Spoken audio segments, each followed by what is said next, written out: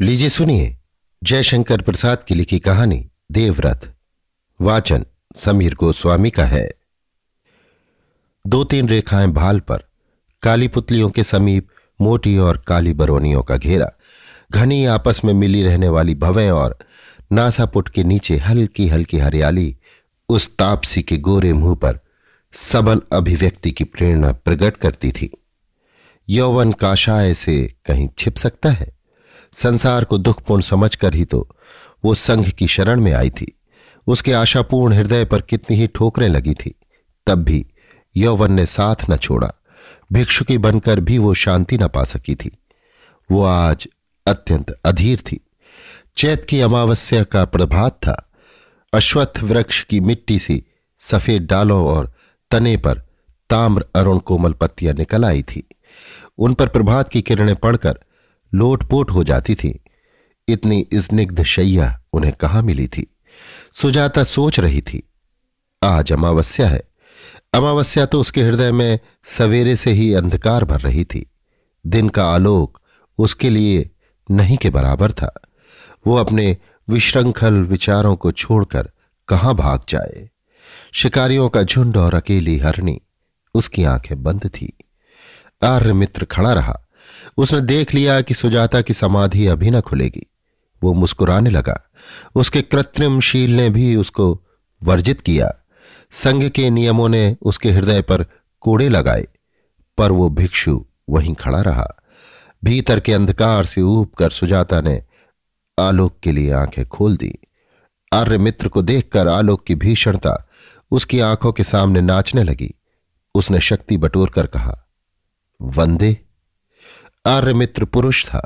भिक्षुकी का उसके सामने नत होना संघ का नियम था। आर्य मित्र ने हंसते हुए अभिवादन का उत्तर दिया और पूछा, सुजाता, आज तुम स्वस्थ हो? सुजाता उत्तर देना चाहती थी, पर आर्य मित्र के काशाय के नवीन रंग में उसका मन उलझ रहा था। वो चाहती थी कि आर्य मित्र चला जाए उसकी चेतना के घेरे के बाहर। इधर वो अस्वस्थ थी। आर्य मित्र उसे औषधि देता था। संघ का वो वैद्य था। अब वो अच्छी हो गई है। उसे आर्य मित्र की आवश्यकता नहीं, किंतु है तो हृदय को उपचार की अत्यंत आवश्यकता है। तब भी आर्य मित्र वो क्या करे? बोलना ही पड़ा। हां, अब तो स्वस्थ हूं। अभी पथ्य सेवन करना होगा। अच्छा, मुझे और भी एक बात कहनी है। क्या? नहीं, क्षमा कीजिए, आपने कब से प्रवृज्या ली है? वो सुनकर तुम क्या करोगी? संसार ही दुखमय है। ठीक तो। अच्छा, नमस्कार। आर्य मित्र चला गया, किंतु उसके जाने से जो आंदोलन आलोक तरंग में उठा, उसी में सुजाता झूमने लगी। उसे मालूम नहीं कब से महास्थाविर उसके समीप खड़े थे। समुद्र का कोलाहल कुछ सुनने नहीं देता था।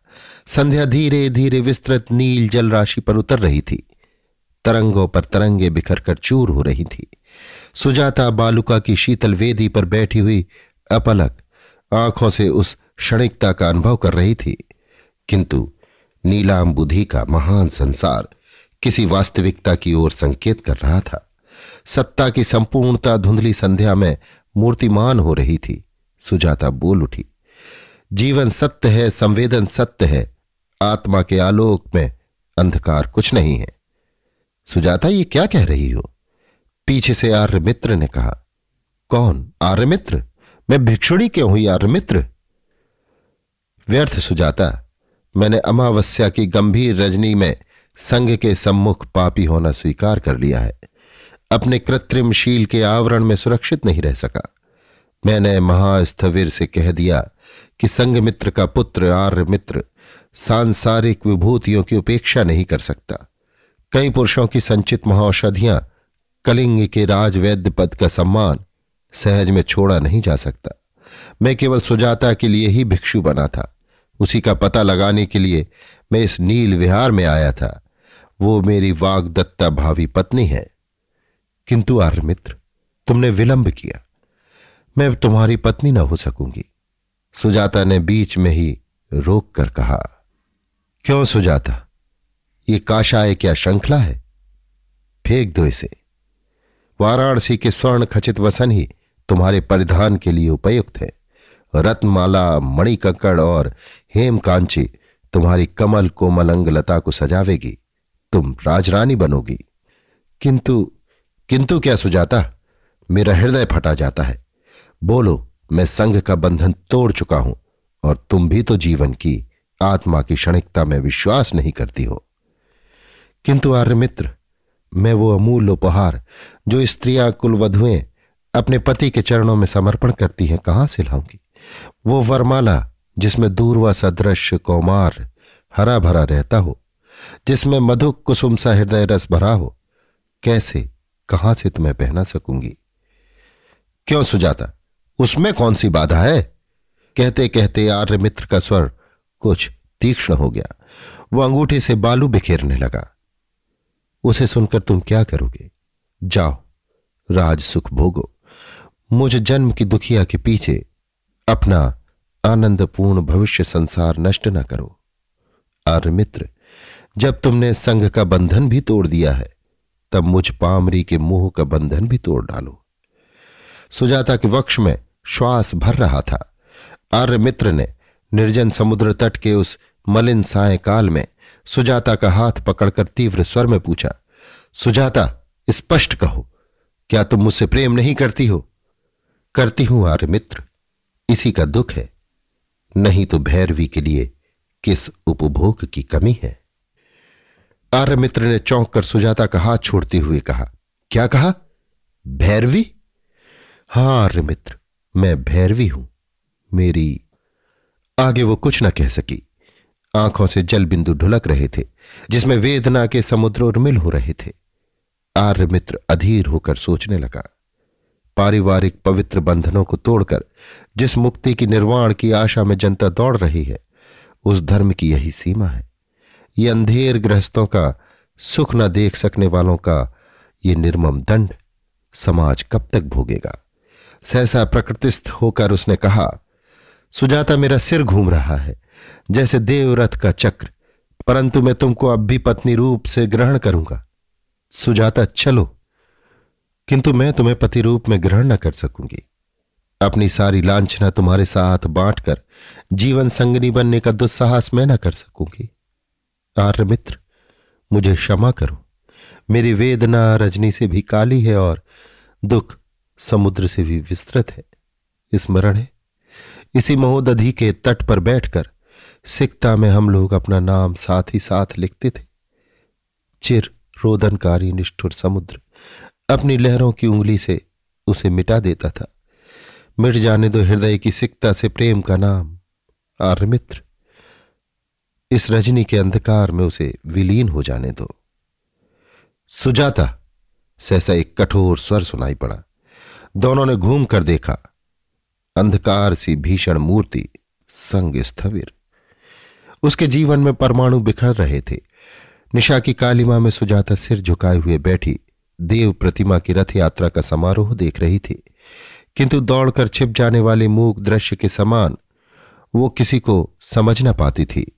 स्थविर ने उसके सामने आकर कहा, सुजाता, तुमने प्रायश्चित किया? किसके पाप का प्रायश्चित, तुम्हारे या अपने? तीव्र स्वर में सुजाता ने कहा। अपने और आर्यमित्र के पापों का। सुजाता, तुमने अविश्वासी हृदय से धर्मद्रोह किया है। धर्मद्रोह? आश्चर्य! तुम्हारा शरीर देवता को समर्पित था सुजाता। तुमने। बीच ही में उसे रोककर तीव्र स्वर में सुजाता ने कहा, चुप रहो असत्यवादी, वज्रयानी नरपिशाच। एक क्षण में इस भीषण मनुष्य की कृत्रिम शांति विलीन हो गई। उसने दांत किटकिटाकर कहा, मृत्युदंड। सुजाता ने उसकी ओर देखते हुए कहा, कठोर से भी कठोर मृत्युदंड मेरे लिए कोमल है। मेरे लिए इस स्नेहमयी धरनी पर बचा ही क्या है स्थविर? तुम्हारा धर्म शासन घरों को चूर चूर करके विहारों की सृष्टि करता है, कुचक्र में जीवन को फंसाता है। पवित्र गृहस्थ बंधनों को तोड़कर तुम लोग भी अपनी वासना तृप्ति के अनुकूल ही तो एक नया घर बनाते हो, जिसका नाम बदल देते हो। तुम्हारी तृष्णा तो साधारण सरल गृहस्थों से भी तीव्र है, शुद्र है और निम्न कोटि की है। किंतु सुजाता, तुमको मरना होगा। तुम मरोगे स्थविर, किंतु तुम्हारा यह काल्पनिक आडंबर पूर्ण धर्म भी मरेगा। मनुष्यता का नाश करके कोई धर्म खड़ा नहीं रह सकता। कल ही, हां कल प्रभात में तुम देखोगे कि सुजाता कैसे मरती है। सुजाता मंदिर के विशाल स्तंभ से टिकी हुई रात्रि व्यापी उत्सव को स्थिर दृष्टि से देखती रही। एक बार उसने धीरे से पूछा, देवता, ये उत्सव क्यों? क्या जीवन की यंत्रणाओं से तुम्हारी पूजा का उपकरण संग्रह किया जाता है? प्रतिमा ने कोई उत्तर नहीं दिया। प्रभात की किरणें मंदिर के शिखर पर हंसने लगीं। देव विग्रह ने रथ यात्रा के लिए प्रयाण किया। जनता तुमुल नाद से जय घोष करने लगी। सुजाता ने देखा पुजारियों के दल में कौशे वसन पहने हुए आर्यमित्र भी भक्तिभाव से चला जा रहा है। उसकी इच्छा हुई कि आर्यमित्र को बुलाकर कहे कि वो उसके साथ चलने को प्रस्तुत है। संपूर्ण बल से उसने पुकारा, आर्यमित्र, किंतु उस कोलाहल में कौन सुनता है। देवरथ विस्तीर्ण राजपथ से चलने लगा। उसके दृढ़ चक्र धरणी की छाती में गहरी लीक डालते हुए आगे बढ़ने लगे। उस जन समुद्र में सुजाता फांद पड़ी और एक क्षण में उसका शरीर देवरथ के भीषण चक्र से पिस उठा। रथ खड़ा हो गया। स्थविर ने स्थिर दृष्टि से सुजाता के शव को देखा। अभी वो कुछ बोलना ही चाहता था कि दर्शकों और पुजारियों का दल काला पहाड़ चिल्लाता हुआ इधर उधर भागने लगा। धूलि की घटा में बर्छियों की बिजलियां चमकने लगी। देव विग्रह एकाकी धर्मोन्मत्त काला पहाड़ के अश्वरोहियों से घिर गया। रथ पर था देव विग्रह और नीचे सुजाता का शव। अभी आप सुन रहे थे जयशंकर प्रसाद की लिखी कहानी देवरथ। वाचन समीर गोस्वामी का था।